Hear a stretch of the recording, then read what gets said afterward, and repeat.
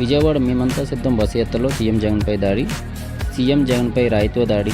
బస్సుపై నుంచి సీఎం జగన్ ప్రజలకు అభివాదం చేసినప్పుడు దాడి. అత్యంత వేగంగా సీఎం జగన్ కనుబొమ్మకు తాకిన రాయి.